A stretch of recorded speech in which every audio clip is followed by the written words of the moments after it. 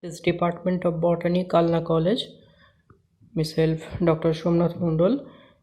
Today's topic in Introduction of Plant Biotechnology is Biodata of Natural Plant Genetic Engineer.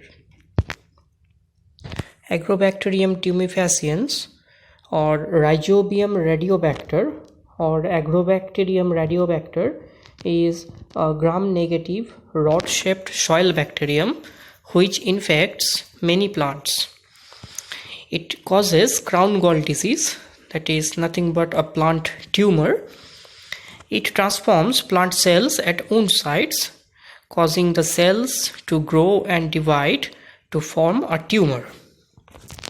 It contains TI plasmids, which means tumor-inducing plasmid. Now, unique genetic configuration of TI plasmid makes Agrobacterium tumefaciens a potent plant genetic engineer.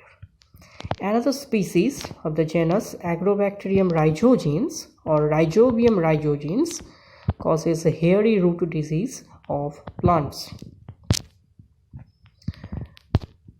Now, therefore, what is the genetic configuration of TI plasmid? It has an ORI site, that is the site for replication independent of bacterial chromosome. It has the virulence region. We will discuss about it later.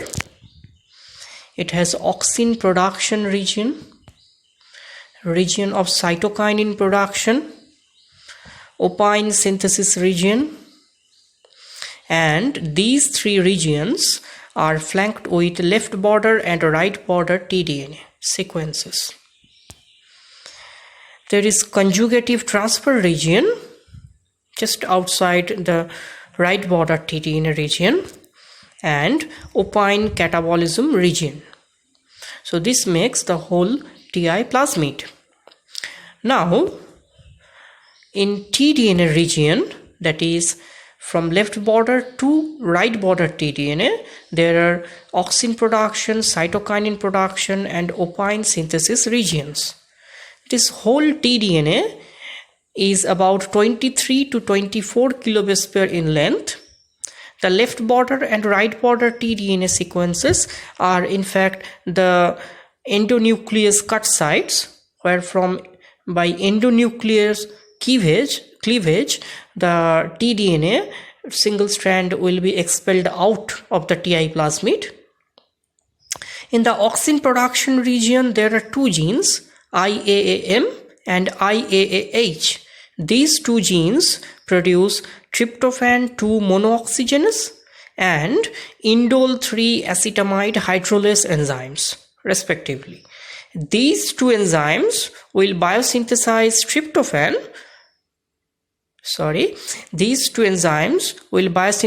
auxin from its precursor tryptophan.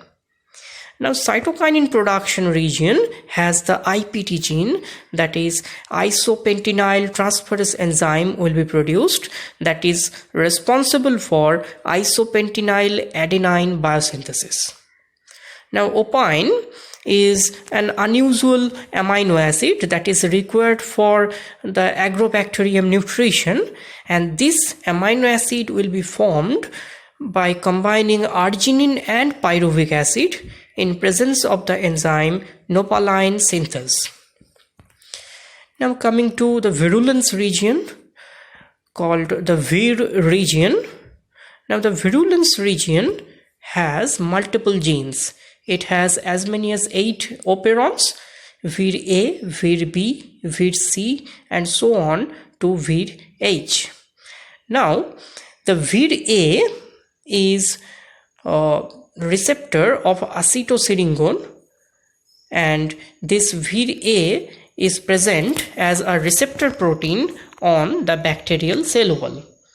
Now, Vir A in presence of acetylserine that is secreted from plant wound will activate the Vir G protein. Now, Vir G in turn will induce the transcription of all other Vir genes from Vir A to Vir H. Now, What will be the mechanism of tDNA transfer? So first of all, the Vir operon has to be activated. Now plant wound used to secrete acetosyringone and alpha hydroxyl acetosyringone. Now in presence of these chemicals, Agrobacterium, the Vir A, will receive that chemical signal and it will autophosphorylate itself.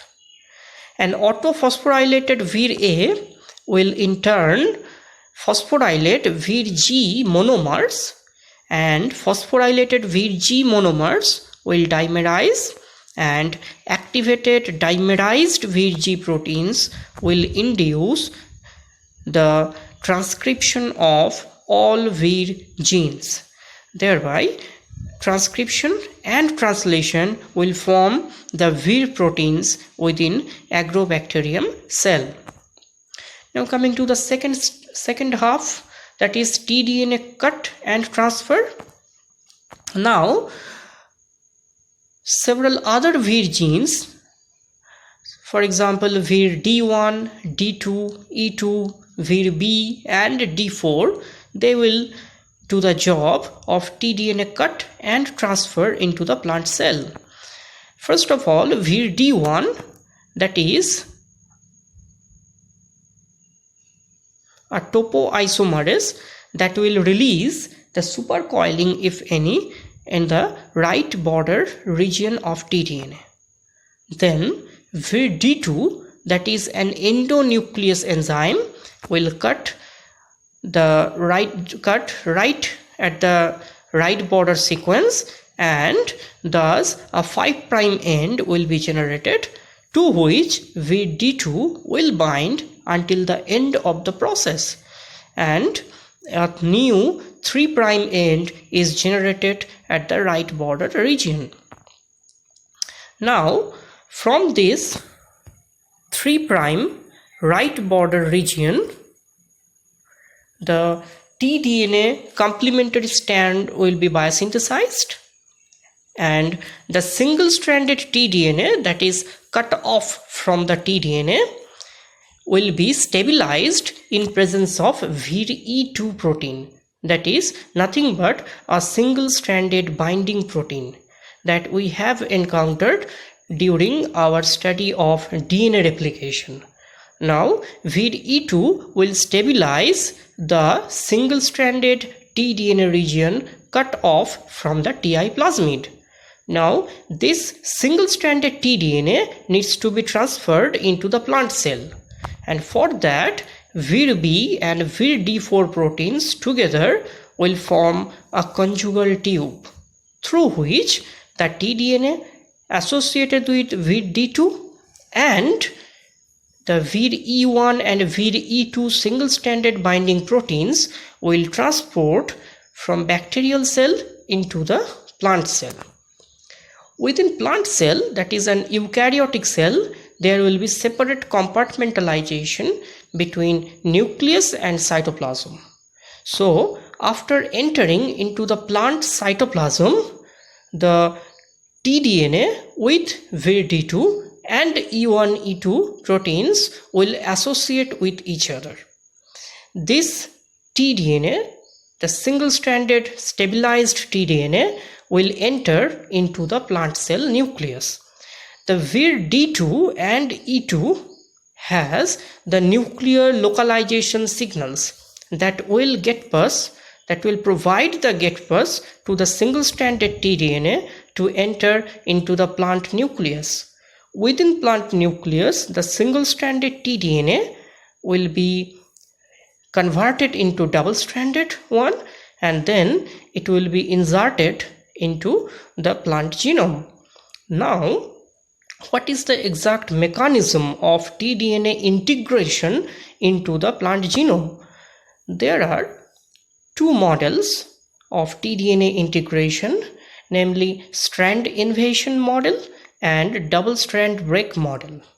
Now here we discuss about the DSB model or double strand break model that encounters non-homologous end joining. Now non-homologous end joining is a natural double strand DNA break break repair mechanism that repairs if any double-strand breaks appear in eukaryotic DNA. A number of proteins take part in this process. For example, Ku70 Ku80 heterodimer. This protein complex binds to the DNA double strand and breaks and allows proteins involved in NHEG to bind. And two such NHEG proteins are XRCC4 and LIG4.